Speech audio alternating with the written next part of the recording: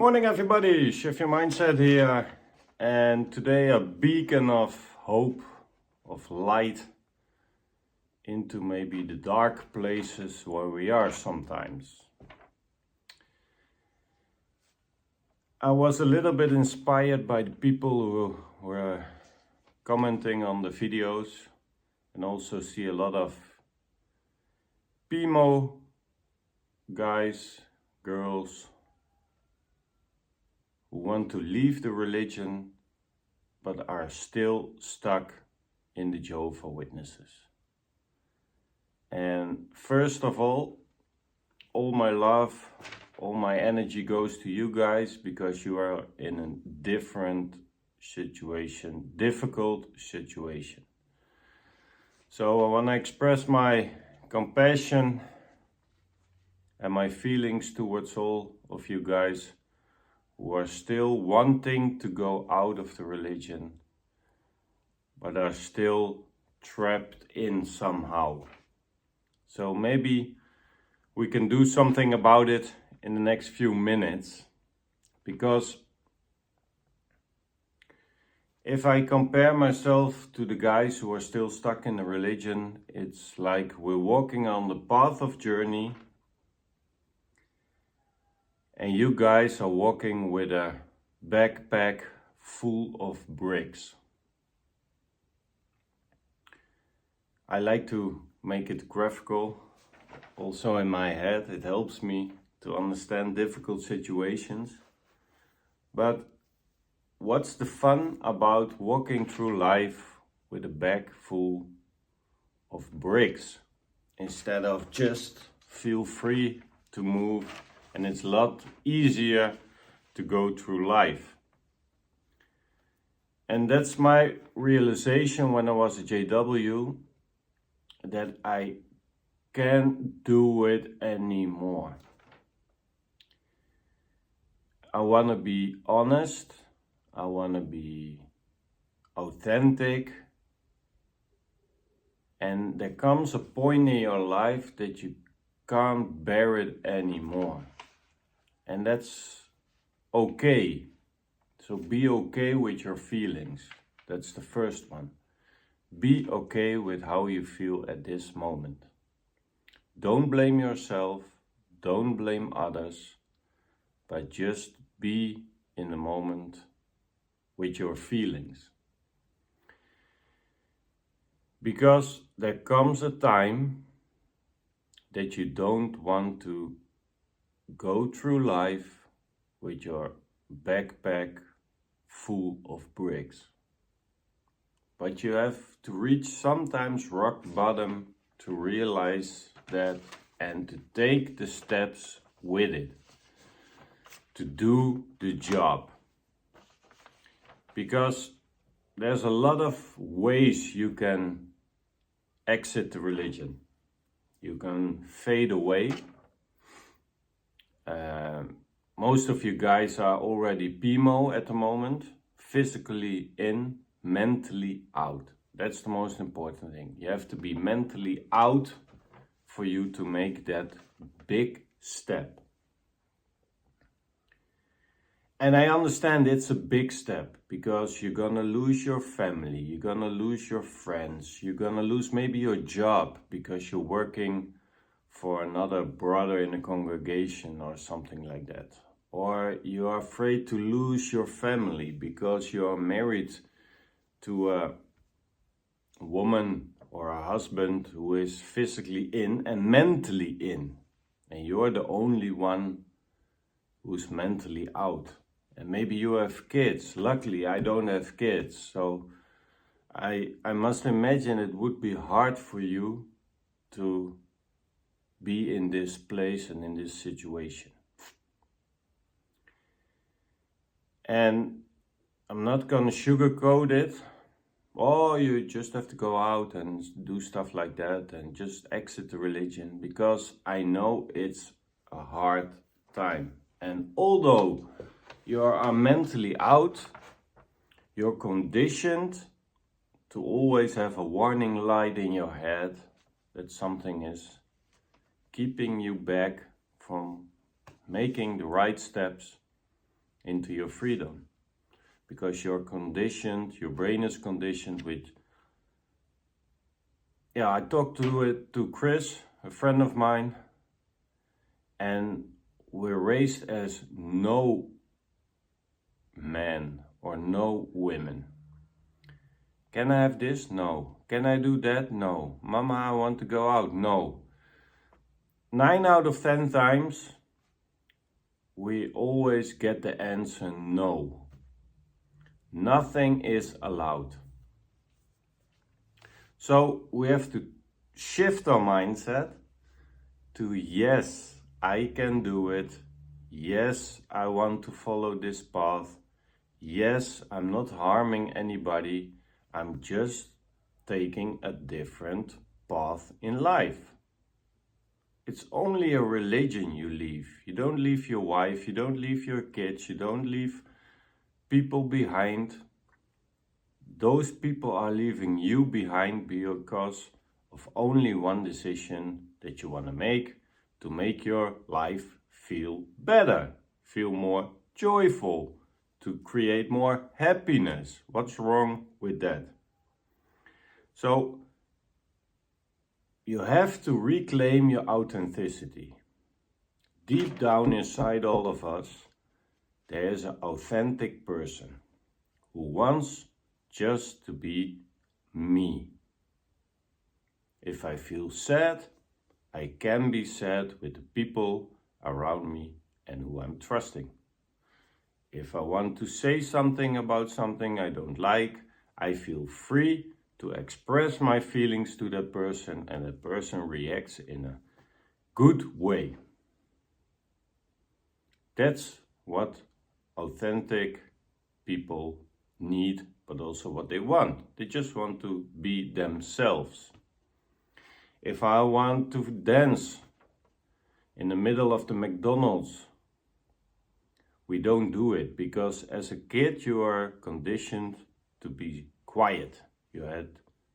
Parents said no, whatever it is. And as a kid, I was dependent on my parents. My whole world as a little boy were my parents. So if they say, hey, shh, be quiet, or hey,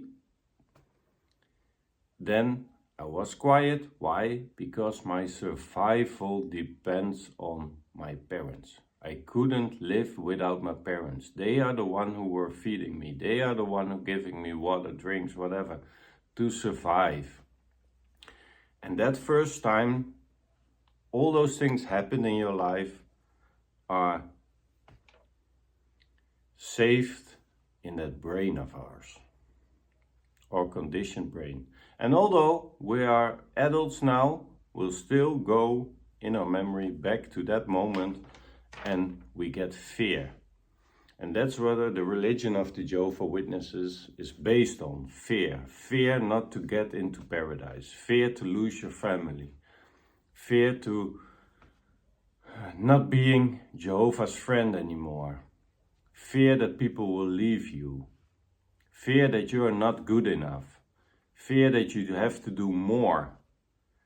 Always based on fear. And reclaiming my authenticity was for me a necessity.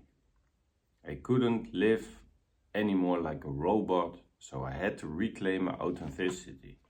So feel deep down inside yourself, what is it what I want? And what is it what I'm doing now? And this is for all your people who still are trapped in the Jehovah's Witnesses, but you want out, but you haven't taken that step yet. And I'm also a direct person, but I don't want to offend you guys in no way. But I hope you can filter out the motivation of me giving to you guys, because you're a physically in, mentally out, but you're still in the religion. And you have to make a choice. It's inevitable, because now you're walking down your path of life with a backpack or a backpack full of bricks, and you're like a clipped bird in a cage. Because a bird in a cage can't fly. And even the door is open, the door to the outside world, you don't leave that cage now. Because you're still in the religion. So what's happening in your mind? What's holding you back? It's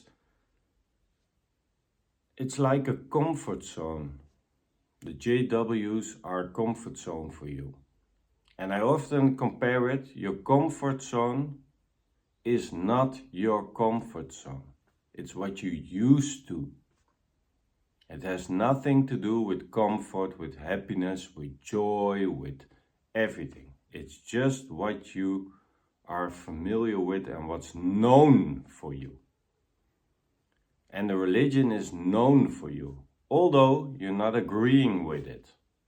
But stepping out of your cell, stepping out of your cage is too scary to do because you never did it.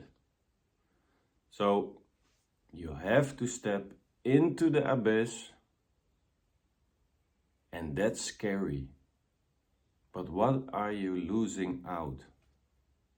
That's my question to you guys. What are you losing out?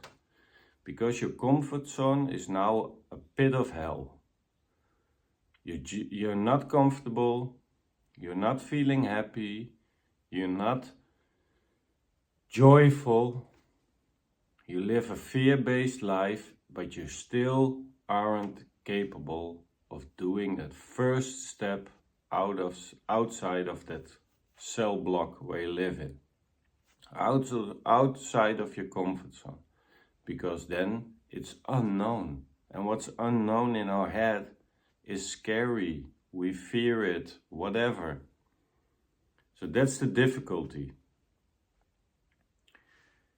Because you have to realize when you stay in your comfort zone, when you stay in the religion, although you are mentally out, you're living a fake life.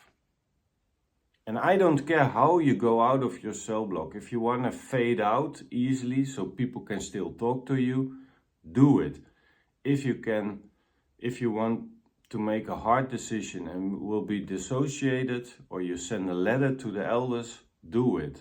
I did the last thing for me, but I can't speak for everybody. I didn't want anything to do with Jehovah's Witnesses anymore. I was losing my family, I was losing my friends, but nothing was more important than reclaiming my freedom, my authenticity, and my freedom of mind. No one was taking that away from me. It was so precious for me to break old ties, and it was hard, and it is going to be hard for you, for sure. Not sugarcoating it, it will be a hard time for you when you leave, but loving myself, putting myself on number one, putting my own needs now above the needs of others, reclaiming my authenticity, just to spread my wings and fly on my own, to be allowed to critical thinking, to just choose my own path, was more important than losing some people who didn't support me anyway. Because when you're mentally out now, you're also isolated already. Because you don't agree with the teachings, you don't agree with the religion, you don't agree with the governing body, you don't agree with whatever is happening. But you don't feel the real connection anymore with those people. And I didn't also. So I went out the hard way. Phew. I was disassociated, letter to else, judicial committee, boom, I was gone. But that was for me the most satisfying way to do it. Because when you're mentally out, but you're still in the organization, those aren't your friends anymore. Because there are strings attached to the connection you think you have.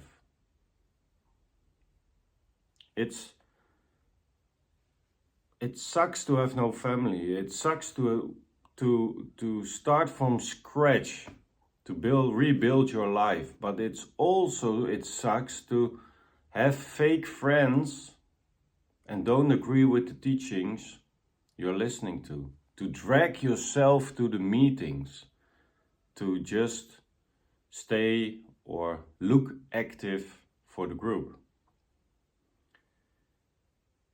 I was working in the garden. I had to stop because it's raining now, but I was working in the garden with this. It's a machete. Here in South Africa they call it panga. So I was cutting some branches of the tree and I took it with me into the house. My wife said, "Hey, what are you doing?" But I said, "No worries, it's for a video." But this is what friendship in the congregation, in the JW religion is for you at the moment when you are mentally out. There are strings attached and you have friends with a machete over your head. Why? Because you can be friends with me, but you have to do this, and that. If you don't do this, we chop your head off. Figuratively, not literally. Don't get me wrong. But that's how it is for you now in the JW religion. Because you have connections with people, but you don't like their view on life. You don't agree on the teachings. You don't agree with how they raise their children. You don't agree with what's said on the congregation meetings. You don't agree with anything anymore, but because you're mentally out. But you need to realize that what's worse, staying in a place with fake friendships, build on lies. You have to have two faces.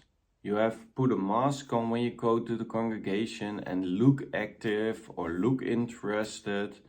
You don't want them to know that you're already mentally out, so you have to fake things. What's worse?